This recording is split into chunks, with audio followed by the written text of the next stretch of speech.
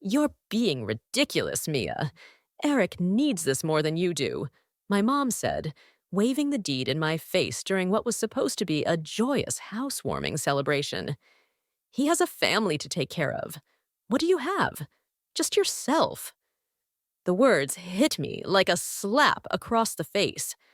I stood there in the kitchen of the house I'd invested my entire life savings into, struggling to breathe as my world crumbled around me.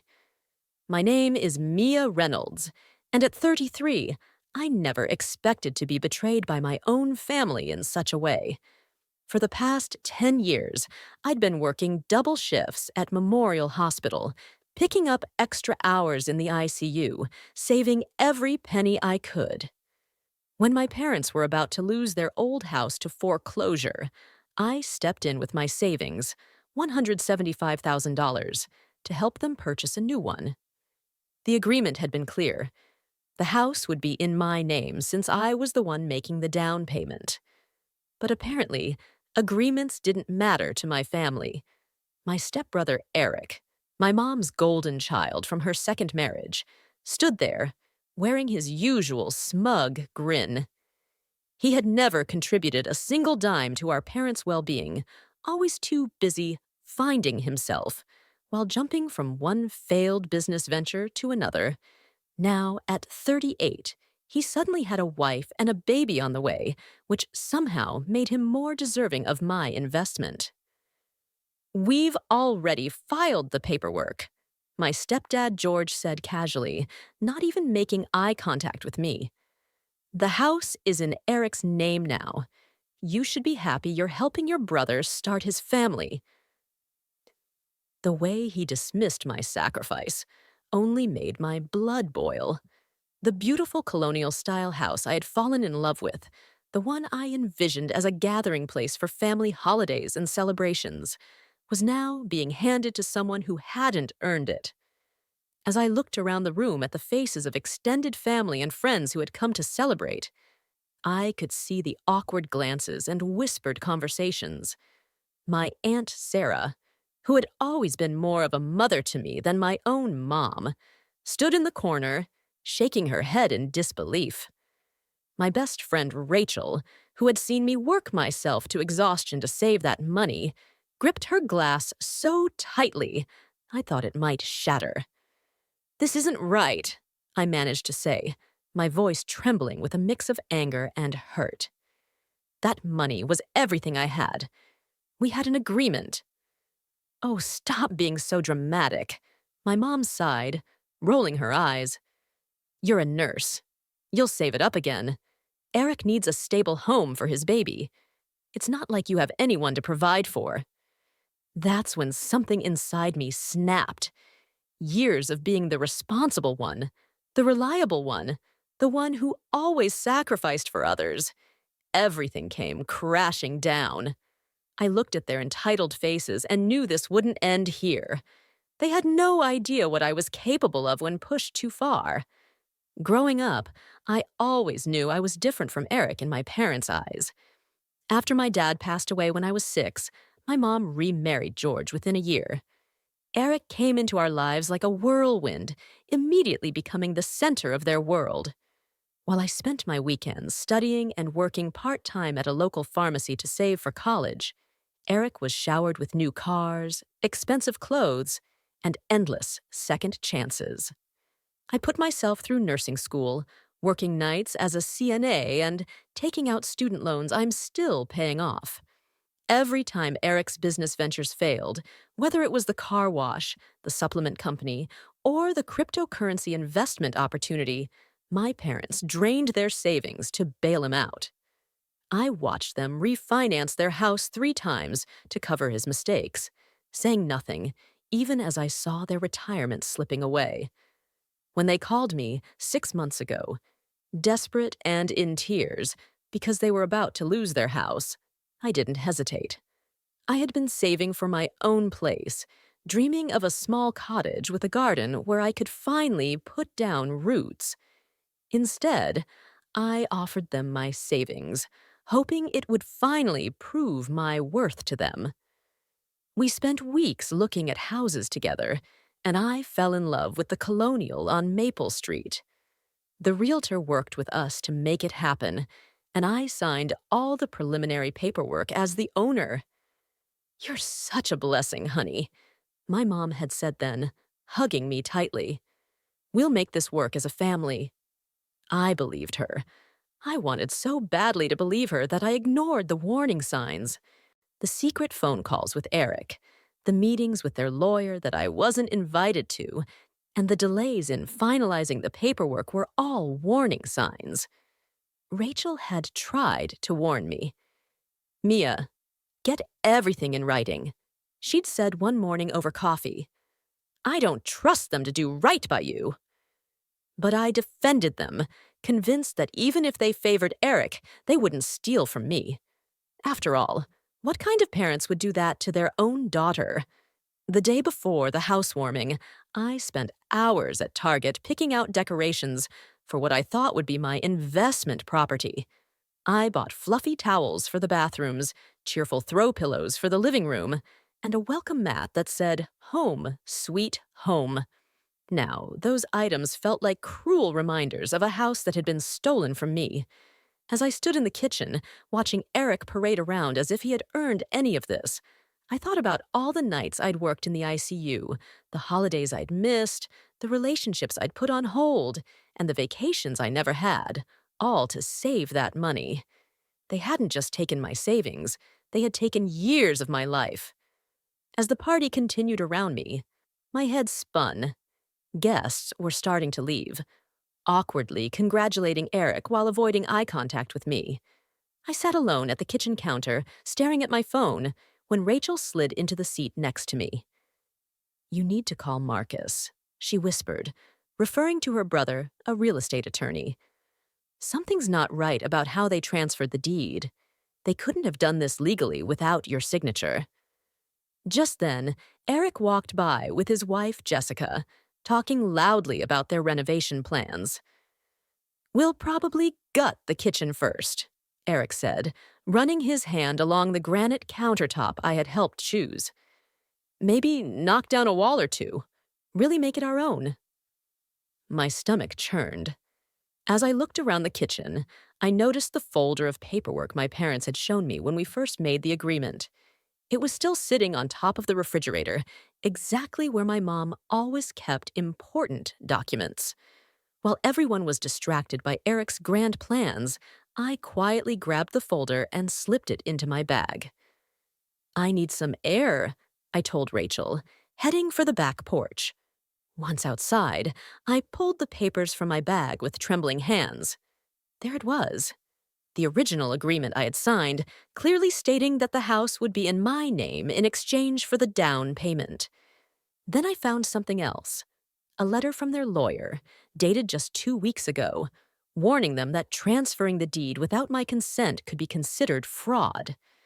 My phone buzzed with a text from my mom. "Stop sulking outside. Come back in and be happy for your brother." That was when I knew what I had to do. This wasn't just about the money. It was about standing up for myself. After years of being pushed aside, I texted Marcus, "Are you free tomorrow? I need legal help." His response was quick. "Rachel told me what happened. Come to my office at 9 a.m. and bring all the paperwork you have." Walking back inside, I found my mom and George huddled with Eric in the living room, probably making more plans for my house. They looked up as I entered, their faces a mix of annoyance and dismissal. "Finally decided to stop being dramatic?" my mom asked, raising an eyebrow. I managed a small smile, surprising them. "Actually, I want to thank you," I said calmly. "You've helped me see things very clearly." They exchanged confused looks, clearly expecting more tears or pleading, but I was done with that. I was done being the reliable daughter who always came through while getting nothing in return. As I grabbed my purse to leave, I heard Eric laugh and say, "See, she's fine. She'll get over it." I turned back one last time. "No, Eric," I said. "I won't get over it, but you'll wish I had." The next morning, I sat in Marcus's office, clutching a coffee cup to steady my nerves. He reviewed the documents spread across his desk, occasionally making notes and shaking his head. After what felt like hours, he looked up at me with a slight smile. "Mia, they really messed up here," he said, holding up the lawyer's warning letter. "The deed transfer isn't just questionable, it's fraudulent. You provided the down payment, signed the initial paperwork, and there's clear documentation of the agreement. They can't legally give away a house that was meant to be yours." "But they already did," I replied, my voice cracking. "The deed is in Eric's name." "A fraudulent transfer can be reversed," Marcus explained, reaching for his phone. "I've got a friend at the DA's office who would be very interested in this case. What they did could actually result in criminal charges." My heart raced at his words. "Criminal charges?" I asked, my mind reeling. I don't want my parents to go to jail, even after everything. The thought of them facing. "The deed transfer isn't just questionable, it's fraudulent," Marcus said, his voice firm. "You provided the down payment, signed the initial paperwork, and there's clear documentation of the agreement. They can't legally give away a house that was meant to be yours." I swallowed hard, my voice shaky. "But they already did." "A fraudulent transfer can be reversed," Marcus replied, reaching for his phone.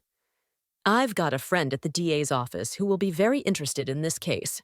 What they did could actually result in criminal charges." The words hit me like a punch. Criminal charges. My heart raced at the thought. I don't want my parents to go to jail, even after everything. The thought of them in legal trouble is overwhelming, I confessed, my voice wavering. Marcus looked at me with resolve. "Listen, Mia, they stole $175,000 from you. That's grand theft. They committed fraud, and based on these bank statements, it looks like they might have forged your signature on some documents. They're counting on you being too nice to fight back." He was right. My whole life, they'd relied on me to be the understanding one, the one who would always sacrifice without complaint. As we talked, my phone buzzed incessantly with texts from my mom. Each one ranged from guilt-laden messages to demands that I stop being childish. "What do you want to do?" Marcus asked, studying me carefully. I took a deep breath and replied, "I want my house back, and I want them to understand that they can't treat me like this anymore." Marcus nodded and began typing on his computer. "I'm filing an emergency injunction to prevent them from making any changes to the property. Then we'll proceed with legal action to void the transfer. They'll be served papers by tomorrow." As I left his office, I felt a strange sense of relief. For the first time since the housewarming party, I wasn't crying or shaking. I was calm. I drove to work for my evening shift in the ICU, but halfway through, my phone blew up with notifications. Eric had called 7 times, my mom 12. Dozens of text messages from them, ranging from angry to panicked, filled my screen. The last one from Eric made me smile. "What the hell did you do?" I silenced my phone and focused on my patients. Let them panic. Let them feel a fraction of the anxiety they had caused me. Tomorrow, they would learn exactly what happens when you push the nice daughter too far. The next morning, chaos erupted.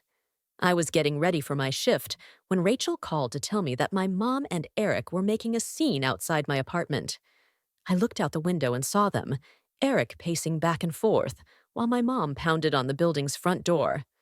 "You have to stop this!" my mom shouted as I finally opened the door. "This will tear our family apart." "That's rich," I said, surprisingly calm. "You didn't worry about tearing the family apart when you stole my life savings." Eric stepped forward, his face red with anger. "You're being ridiculous. I have a baby on the way. What were you going to do with that house anyway? Live there alone with your cats?" I pulled out my phone. Actually, I have the proof of our original agreement right here. Want to see the letter from your lawyer warning you this was illegal? Or should we talk about the documents where someone forged my signature? The color drained from their faces. My mom grabbed my arm, lowering her voice to a whisper. Honey, we can work this out as a family. There's no need for lawyers. I gently pulled my arm away. We stopped being a family the moment you decided my life savings meant nothing to you. The DA's office has copies of everything now. Unless you want this to get worse, I suggest you talk to your lawyer about reversing the deed transfer. You'd send your own mother to jail? She gasped, tears filling her eyes. The same tears that had worked on me so many times before. No, Mom, I said, standing my ground. You might send yourself to jail. I'm just standing up for myself. No, Mom, you might send yourself to jail, I replied firmly. I'm just standing up for myself. Eric opened his mouth to speak, but his phone rang. It was his wife, Jessica. I could hear her frantic voice through the speaker, telling him the police were at their house, asking questions about the deed transfer. They hurried off after that, rushing to deal with the mess they'd made. Rachel, who had been keeping watch from her car to ensure I was safe, came over and gave me a hug. I've never seen you stand up to them like that, she said proudly. I've never had proof of their manipulation before, I replied, a sense of empowerment flowing through me. It was always just my word against theirs, but this time I have everything in writing. Later that day, Marcus called. Eric and my parents' lawyer had reached out. They wanted to settle. Not only would they transfer the house back to me, but they also agreed to cover my legal fees and additional damages. The looming threat of criminal charges had finally made them realize that I wasn't going to back down. Should we take the deal? Marcus asked, his voice cautious but hopeful. Yes, I said decisively, but I want them to sign something else too, a statement acknowledging exactly what they did. They don't get to pretend this never happened. 2 weeks later, I sat in Marcus's office as my parents and Eric signed the papers. The deed was officially being transferred back to me, along with a settlement that covered my legal fees and included an additional $50,000 in damages.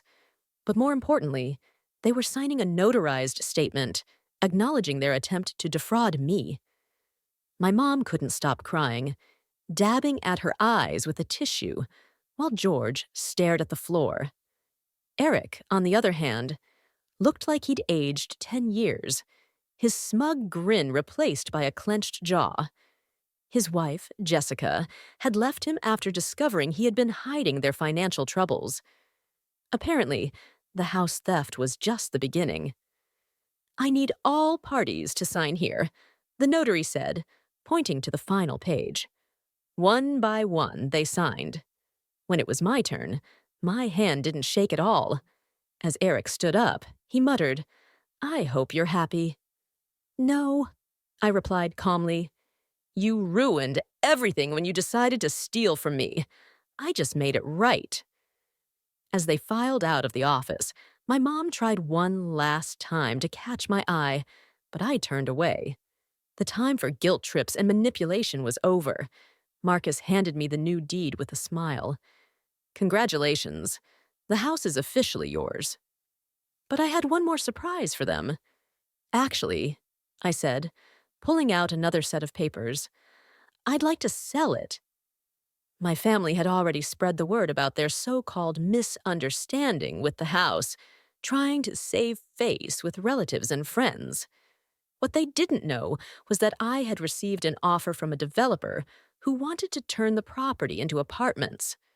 The offer was well above market value.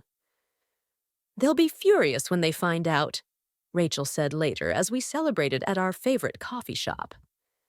They thought I'd let them stay there, I replied with a smirk. That's exactly why I'm selling. They need to understand that they have no power over me anymore. The next day, I signed the paper to sell the house. The developer was thrilled, my real estate agent was thrilled, and most importantly, I was finally free. The profit from the sale, combined with the settlement money, meant I could buy my dream cottage with a garden and still have savings left over. As I drove away from the closing, my phone buzzed with a voicemail from my mom. She was crying, saying she'd heard about the sale and begging me to call her back. I deleted the message without listening to the end. Some might have called it cruel, but to me, it was a firm boundary. For the first time in my life, I wasn't going to set myself on fire to keep them warm. Let them figure out their own lives. I had a cottage to furnish and a garden to plant. The weeks after selling the house were transformative. I found a charming cottage just outside the city, with a wraparound porch and enough yard space for the garden I had always dreamed of. Rachel helped me move in, and together we painted the walls in soft, peaceful colors. Nothing like the bold schemes my mom had always insisted on for a family home. My phone still lit up regularly with messages from family members. Some were angry, calling me selfish for selling the house without giving my parents a chance to sort things out. Others tried guilt trips, telling me my mom cried herself to sleep at night. My Aunt Sarah was the only one who stood by me, telling the others they should be ashamed of what they had done.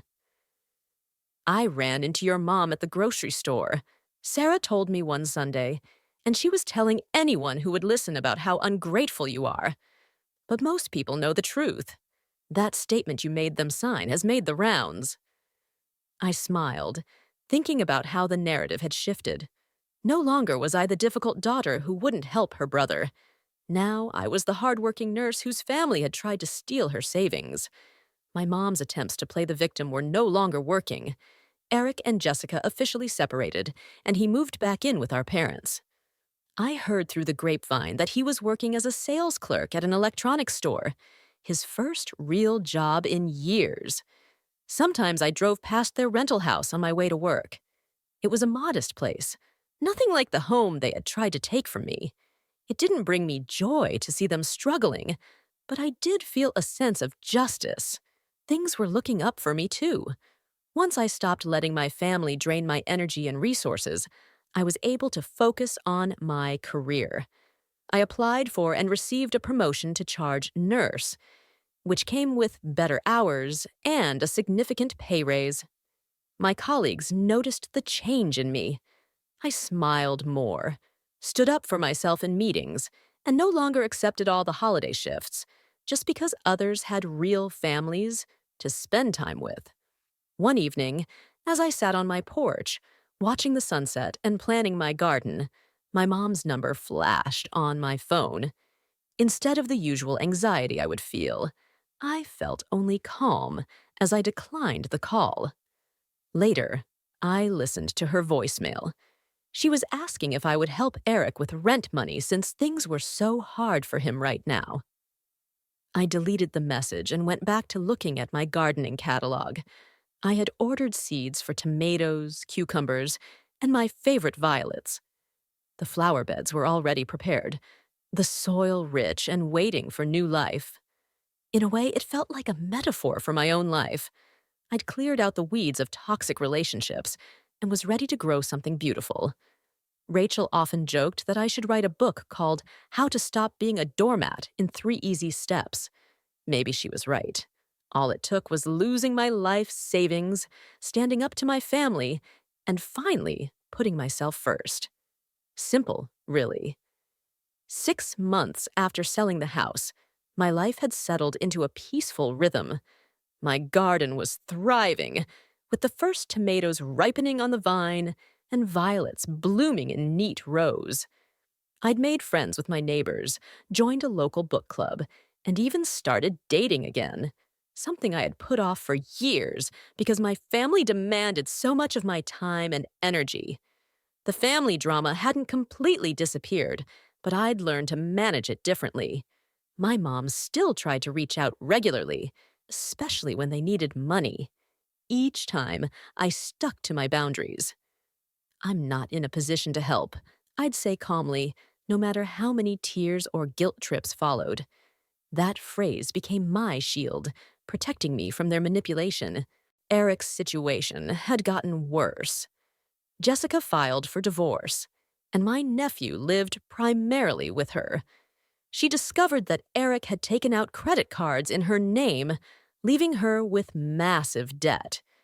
When she came to me for advice, I connected her with Marcus, who helped her navigate the legal mess. It felt good to help someone who truly deserved it. One Sunday morning, while I was tending to my garden, a familiar car pulled into my driveway. My mom stepped out, looking older and more tired than I remembered. She had shown up unannounced, probably hoping to catch me off guard. "Your garden is beautiful," she said softly, hovering by the fence. "You always did have a way with plants." "Thank you," I replied, continuing to work. "But you shouldn't be here without calling first." I know, I miss you, honey. And I wanted to tell you that your father and I are selling our house. We can't afford it anymore. And Eric's expenses." She trailed off, glancing at me hopefully. I stood up, brushing dirt from my knees. "Mom, I'm not giving you money. That chapter is closed." She hesitated, then said, "Okay, maybe I was. But can you blame me for hoping? You're doing so well." "Family doesn't steal from family," I said firmly. "Family doesn't forge signatures or justify theft because one child deserves it more. You made your choice, Mom. Now you're living with the consequences." She left in tears, but I didn't feel guilty. Instead, I felt proud of maintaining my boundaries. Later that evening, I hosted a small dinner party for Rachel, Sarah, and some friends from work. As we sat on my porch, drinking wine and watching fireflies dance in my garden, I realized something profound. This was what family really looked like. It wasn't about blood or obligation. It was about choice, respect, and genuine care for each other. To boundaries, Rachel raised her glass with a knowing smile. To growth, I added, thinking of my flourishing garden and my even more flourishing spirit. A year had passed since I stood up to my family, and the transformation in my life still amazed me. My cottage had become a sanctuary filled with peace and warmth that I had never felt in my family's presence. The garden produced so many vegetables last summer that I started donating the extras to the local food bank. Sometimes I think about how my mom used to mock my obsession with gardening, calling it a waste of time. Now it brings me joy, and helps others too. My career had flourished without the constant drain of family emergencies. I was recently promoted to nursing supervisor, and my colleagues often commented on how much more confident I had become. I no longer apologized for taking vacation days or saying no to extra shifts when I needed rest. Setting boundaries at home had taught me how to set them everywhere else, too. Rachel jokes that I'm becoming a bit of a local legend at the hospital. New nurses seek me out for advice, not just about patient care, but about standing up for themselves in difficult situations. Last week, a young nurse thanked me for helping her find the courage to leave an abusive relationship. "If you could stand up to your whole family," she said, "I can stand up to one person." My parents and Eric still struggle, but that's no longer my burden to bear. They made their choices, just as I made mine. Sometimes, the kindest thing you can do for people, and for yourself, is to let them face the consequences of their actions. It's not about revenge anymore. It's about growth and self-respect. The money they stole was just money, but what I gained by standing up to them was priceless: my freedom and my self-worth. The other day, I found an old photo of my family at the housewarming party, taken just before everything fell apart. Looking at their smug faces, I realized I didn't feel angry anymore. Instead, I felt grateful. Their betrayal pushed me to become someone stronger, someone who values herself enough to walk away from toxic relationships, even when they're wrapped in the package of family. My garden is starting to bloom again this spring. Sarah visits often, bringing her grandchildren, who love helping me plant new flowers.